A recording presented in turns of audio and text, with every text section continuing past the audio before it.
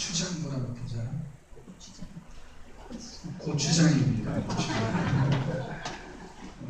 바람이 귀엽게 불면 뭘까요? 바람이 귀엽게 부는 것을 묘사하는 것.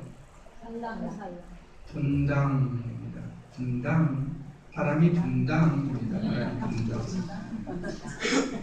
화장실에 사는 두 마리의 용이 있는데 무슨 용일까요? 신사용 숙녀용입니다. 네, 썰렁하지요? 하나 더. 오이가 무를 때리면 뭘까요? 오이가 무를 때리면 오이 무침입니다. 오이 무침. 오이가 무를 때리면 오이 무침. 병원에 가면은 의사가 환자에게 질문을 하죠. 가기 전에 이제 설문을 하는데 뭐라고 문진이라고 하죠. 문진. 술을 마시느냐, 담배를 피느냐, 운동을 하느냐 등의 질문을 합니다. 그 중에 하나가 가족력에 관한 질문이 있습니다. 가족 중에 고혈압 환자가 있느냐, 가족 중에 암 병력을 가진 사람이 있느냐 등의 질문을 합니다. 의사들이 이렇게 소위 가족력을 물어보는 것은 가족력이 있으면 그 사람 유전자에 그런 병을 일으킬 가능성이 있다고 보기 때문입니다. 그러니까 가족력은 일종의 운명과 같이 여겨지는 것이죠. 그런데 요즘에 학문이 발달하면서 가족력이 있더라도 꼭 어떤 병에 걸리지 않는다는 사실들이 밝혀지고 있다고 합니다. 예를 들어서 어떤 사람이 아버지가 고혈압을 가지고 있어요. 그리고 고혈압에 쉽게 걸릴 수 있는 유전자를 아들에게 물려주었습니다. 하지만 아들이 건강관리를 잘 하면 그 유전자가 작동하지 않는다고 합니다. 이것을 연구하는 학문을 후성유전학이라고 한다고 합니다. 후성유전학. 이 후성유전학에 따르면은 후천적인 것도 선천적인 것 못지않게 중요하다는 것이죠. 어떻게 보면 더 중요하다고 할 수도 있습니다. 부모로부터 똑같은 유전자를 가지고 태어난 쌍둥이라도 어떻게 먹느냐, 어떤 삶의 태도를 가지고 사느냐에 따라서 병이 걸릴 수도 있고 그렇지 않을 수도 있다고 합니다. 어떤 의사분이 얘기하는 거 들어봤는데 먹는 게 제일 중요하다고 해요. 어떤 걸 먹느냐. 그 다음에 환경이 중요하다고 합니다. 생활 환경.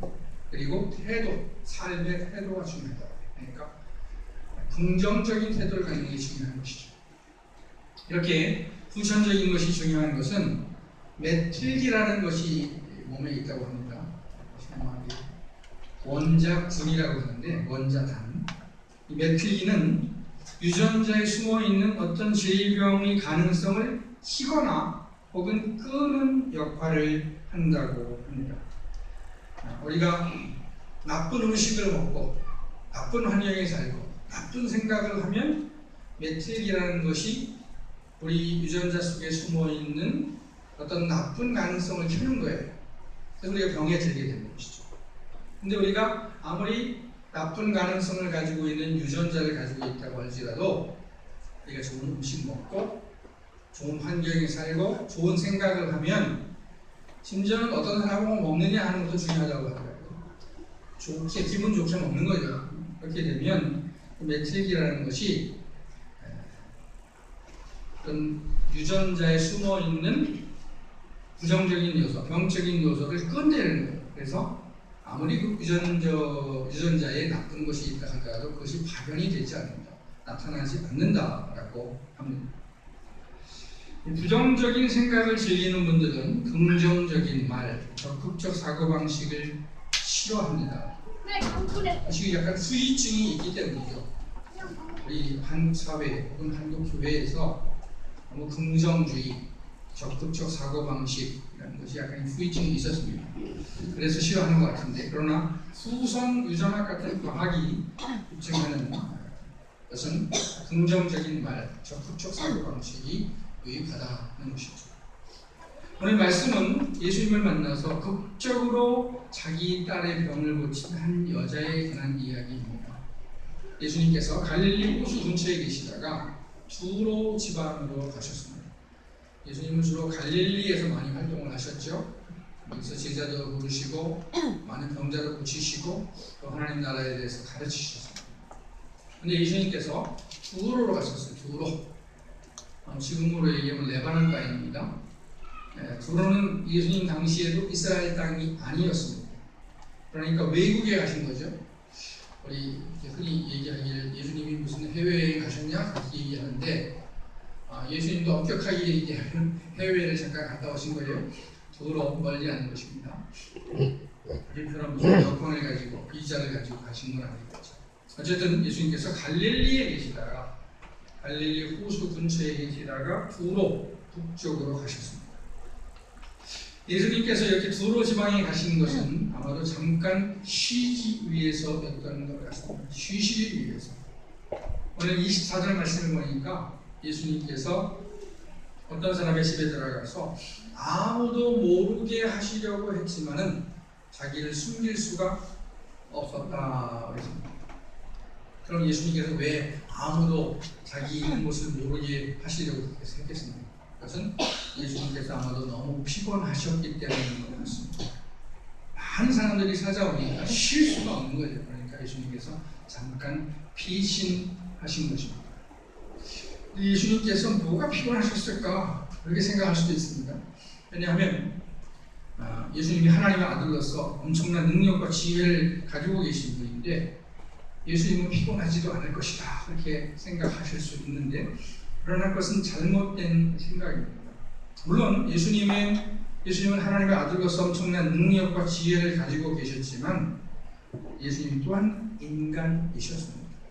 그렇기 때문에 예수님도 피곤하셨고 쉬고 싶으셨을 겁니다. 엘리야 선지자를 생각해 보세요. 엘리야 선지자가 얼마나 대단한 선지자입니까? 바알의 선지자들과 대결을 해서 그 사람들을 다 물리치지 않았습니까? 그런데 바알 선지자를 물리친 다음에 자기를 죽이려고 하는 그 이세벨이 무서워서 도망갔습니다. 약한 인간이었죠. 예수님도 인간이셨기 때문에 피곤하셨습니다. 예수님이 하나님의 아들이시지만 예수님은 신성을 가진 하나님이시지만 한 인간이셨다는 사실을 잊으면 안 됩니다. 잘못 생각하시면 안 됩니다. 만약에 예수님을 하나님으로만 알고 인간적인 면모를 무시한다면 그 사람의 신앙은 잘못될 수가 있습니다. 이단이 될 수가 있습니다. 왜냐하면 예수님의 인성을 부인하게 되면 예수님의 십자가의 죽음의 의미도 사라지게 되고 부활도 사라지게 됩니다. 그렇기 때문에 예수님께서 한 인간이셨다는 사실을 바로 알아야 합니다. 예수님께서 잠깐이나마 아무도 만나지 않고 쉬고 싶으셨지만 이미 예수님께서 두로에 오셨다는 소문이 나서 예수님은 쉬실 수가 없었습니다. 한 여자가 예수님께 찾아왔죠. 이 여자에게는 안타까운 사연이 있었습니다. 귀신 들린 딸이 있었습니다. 성경에서 귀신이 들렸다고 했을 때는 오늘날 기준으로도 정말 귀신 들린 경우도 있겠지만 정신질환이라고 봐야겠고 혹은 뇌질환이라고 봐야 될 겁니다. 여자는 예수님에 대한 소문을 듣고 예수님께 와서 무조건 엎드렸습니다. 무조건 엎드렸다는 얘기는 뭡니까? 그만큼 급했다는 얘기고 그만큼 간절했다 하는 것이죠. 자기 딸이 아팠기 때문에 예수님께 와서 엎드린 겁니다. 그리고 예수님의 권위를 절대적으로 인정했기 때문에 엎드린 것이죠. 예수님은 예수님께 자기 딸을 고쳐달라고 울면서 호소했습니다. 그런데 예수님께서 냉정하게 거절하셨습니다. 예수님은 자녀의 떡을 떼서 개들에게 주는 것이 마땅치 않다라고 말씀하셨습니다.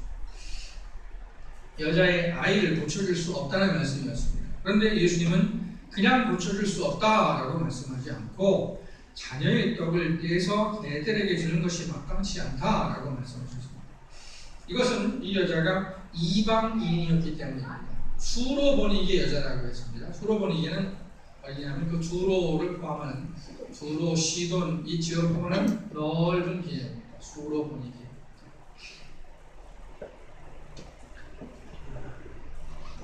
유대인들은 이방인들을 개들이라고 표현했습니다. 개들. 왜냐하면 이방인들은 하나님을 모르고 타락한 삶을 산다라고 생각했기 때문입니다. 자녀의 떡을 개들에게 주는 것이 마땅치 않다는 예수님의 말은 유대인의 입장에서 보면 당연한 말인지도 모르겠습니다. 하지만 이방인의 입장에서 들으면 굉장히 모욕적인 말입니다. 이 말씀을 읽으면 제가 생각나는 게 있는데 약 30년 전쯤이죠. 제가 청년 때 저희 교회 목사님과 성경 공부를 했습니다. 그리고 목사님께서 청년들에게 물어보셨어요. 이 말씀을 읽고 무슨 느낌이 드느냐 했을 때 제가 그랬습니다. 목사님, 이 말씀을 읽으니까 예수님에 대해서 굉장히 섭섭하네요. 우리도 이방인인데 어떻게 이렇게 말씀하실 수 있습니까? 그랬더니 목사님께서 살짝 당황하셨던 그런 기억이 있습니다. 예수님께서 여자를 개에 비유하셨을 때 여자는 당장 화를 내면서 물러설 수 있었습니다. 그런데 여자는 물러서지 않고 다시 한번 예수님께 말했습니다. 주님 말씀이 맞습니다. 하지만 개들도 제 주인의 상에서 떨어지는 부스러기를 먹지 않습니까? 그랬습니다. 여자는 굉장히 지혜로웠습니다. 일단 예수님의 말씀에 일리가 있다는 사실을 인정하면서 그렇지만 개들도 주인의 상에서 떨어지는 부스러기를 먹는다고 말함으로써 자기가 요구하는 것을 다시 한번 말씀드렸습니다. 여자와 예수님의 대화는 일종의 기도라고 볼 수가 있습니다. 기도할 때 잘해야 될 것 같아요. 요즘에 흔히 말하기를 기도는 우리가 원하는 것을 관철시키는 것이 아니라 하나님의 뜻을 구하는 것이다 라고 말을 합니다. 맞는 말이죠. 예수님께서도 겟세마네 동산에서 최종적으로 기도를 마치시면서 내 뜻대로 마시고 아버지의 원대로 해주십시오 라고 했습니다. 그런 점에서 기도는 하나님의 뜻을 구하는 것입니다. 그러나 성경을 자세히 보면 기도는 단지 하나님의 뜻을 구하는 것이 아니라 이 요구를 하나님께 설득력 있게 말하는 것이기도 합니다. 아브라함의 기도를 보세요. 여호와께서 소돔과 고모라를 멸망시키기 전에 소돔과 고모라의 실상을 알기 위해서 오셨을 때에 아브라함은 소돔과 고모라를 위해서 기도했습니다. 아브라함이 소돔과 고모라를 위해서 기도할 때 단지 소돔과 고모라를 멸망시키지 마십시오 라고 기도하지 않고 하나님을 설득하려고 했습니다. 의인과 악인을 함께 멸망시키는 것은 공의롭지 못한 것 아닙니까? 만약 소돔과 고모라에 의인 50명이 있으면 어떻게 하시겠습니까? 40명이 있으면 어떻게 하시겠습니까? 10명이 있으면 어떻게 하시겠습니까? 하면서 하나님을 설득하려고 했습니다. 물론 소돔과 고모라는 의인 10명이 없어서 완전히 망했습니다. 이 망하는데도 종류가 있는데 소돔과 고모라는 완전히 망했습니다. 완전히. 그런 점에서 아브라함이 하나님을 설득하는데 실패했다고 할 수도 있습니다. 그러니까 아브라함의 기도 방법은 틀렸다고 말할 수도 있겠죠. 그러나 저는 그래도 아브라함의 기도 방법에서 배울 것이 있다고 생각합니다. 어떤 문제가 있을 때 그냥 하나님의 뜻대로 하십시오 하지 말고 정말 필요한 것이 있다고 하면 나에게 왜 그것이 필요한지 하나님을 설득할 필요가 있다는 것이죠. 모세가 하나님의 뜻을 돌이킨 경우도 있습니다. 이스라엘이 광야에서 하나님의 말씀을 하도 듣지 않으니까 하나님께서 이스라엘을 완전히 멸망시키시고 모세를 통해서 새로운 민족을 만드시겠다라고 말씀하셨습니다. 하지만 모세가 나서서 하나님께 중보기도를 드렸죠. 하나님, 당신께서는 이스라엘을 애굽에서 이끌어내셨는데 이제 와서 그들이 말을 안 듣는다고 멸망시키시면 어떻게 되겠습니까? 당신의 이름도 우습게 되지 않겠습니까? 하나님, 이스라엘을 용서해 주십시오 라고 기도를 했습니다. 이렇게 모세는 하나님을 설득을 했죠. 그리고 하나님은 모세의 기도를 들으시고 이스라엘을 멸망시키지 않으셨습니다. 예수님은 여자의 말을 듣고 말씀하셨습니다. 이 말을 하였으니 가라, 옛 나이 나았다 이렇게 말씀하셨습니다. 그리고 그와 동시에 그 여자의 딸은 나았습니다. 신기하죠? 예수님께서 뭐 가서 기도를 해주신 것도 아니고 신방을 하신 것도 아니고 그냥 말씀만 하셨는데 멀리 떨어져 있던 딸이 그냥 나은 거예요. 그러니까 예수님이 어떤 분인가 하는 것을 알 수가 있죠. 여자가 자기 딸을 고치는 데는 몇 가지 요소들이 있었습니다. 우선 예수님이 계셨습니다. 예수님은 하나님의 아들로서의 권위와 능력을 가지고 계셨습니다. 병을 고칠 수 있는 능력을 가지신 예수님이 계셨기 때문에 여자의 딸이 나올 수 있었습니다. 그리고 그의 어머니가 그 예수님을 찾았기 때문에 딸이 나올 수 있었습니다. 우리 그리스도인들은 어려운 문제를 만났을 때 하나님을 기억해야 합니다. 기억해야 합니다. 우리 어떤 여자 가수들이 부르는 노래도 있죠. 왜? 기억해준가 하는 노래도 있죠. 기억을 해야 돼요. 기억. 창조주 하나님이 계시다는 사실을 기억해야 됩니다. 전능하신 하나님이 계시다는 사실을 기억해야 됩니다. 하나님을 기억하는 것은 믿음의 시작입니다. 어떤 사람이 믿음이 있다 없다 할 때 여러 가지 기준으로 얘기할 수 있는데 그 중에 한 기준이 뭐냐면 하나님과 연관시켜서 어떤 사건을 생각할 수 있을 때 그것을 믿음이라고 얘기합니다. 그러니까 하나님을 기억하는 그것은 믿음의 시작입니다. 이사야 40장 말씀에 보면은 이사야 선지자는 이스라엘 백성들에게 이렇게 말합니다. 너는 알지 못하였느냐? 듣지 못하였느냐?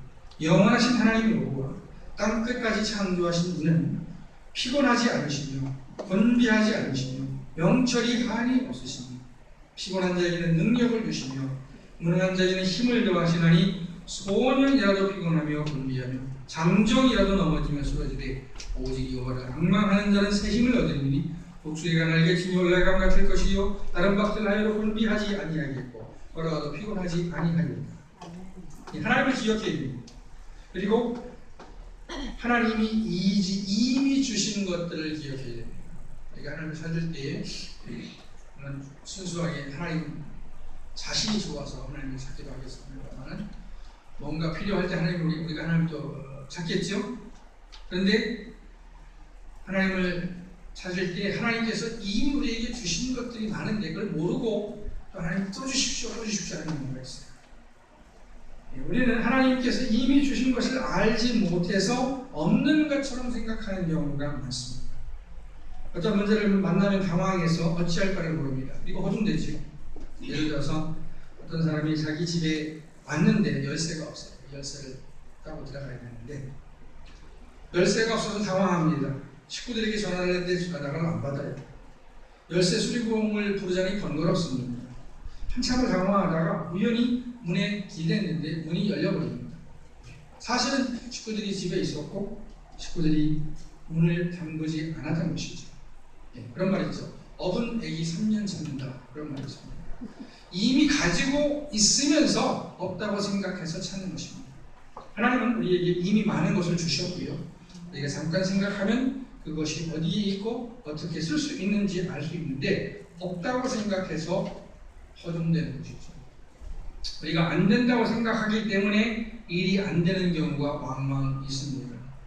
어떤 사람들은 안 되는 이유만 생각하며 결코 안 된다고 생각하는 경우도 있습니다. 우리가 하나님의 은혜를 체험하기 위해서는 하나님이 계시고 하나님의 은혜가 있다는 사실을 기억해야 합니다. 그리고 하나님께 구해야겠죠. 하나님 저에게 이런 어려움이 있습니다. 하나님의 도우심이 필요합니다. 라고 기도를 해야 됩니다. 구하라고 하셨죠? 찾으라고 하셨습니다. 문을 두드리라고 하셨습니다. 그러므로 구하고 찾고 두드려야 합니다. 그러나 구해도 얻지 못하는 경우가 있습니다. 구해도 얻지 못할 때 쉽게 물러서면 안 됩니다. 오늘 말씀을 봤을 때 그렇습니다. 오늘 말씀에 등장한 여자가 예수님이 거절하셨을 때에 아주 쿨하게 그렇습니까? 제 딸 안 고치겠습니다. 라고 뒤로 물러갔으면 그 딸을 고칠 수 있었는데 못 고치게 되겠죠. 최소한 3번은 기도해야 될 것 같습니다. 왜냐하면 예수님께서도 돌아가시기 전에 3번을 기도하셨고 사도 바울도 자기 육체의 가시를 제거해달라고 3번을 기도했기 때문입니다. 혹시 하나님이 아니라고 하셔도 구하고 또 구하고 3번은 구해봐야겠다 하는 것입니다. 우리가 오늘 말씀에 등장하는 여자에게서 먼저 배울 것은 예수님에 대한 믿음이고 간절함입니다. 또 하나 배워야 할 것은 여자의 말입니다. 예수님은 여자의 말을 들으시고 여자의 딸을 고쳐주셨습니다. 어떤 때는 말만 잘하는 사람을 보면 미울 때가 있습니다. 말만 잘해요.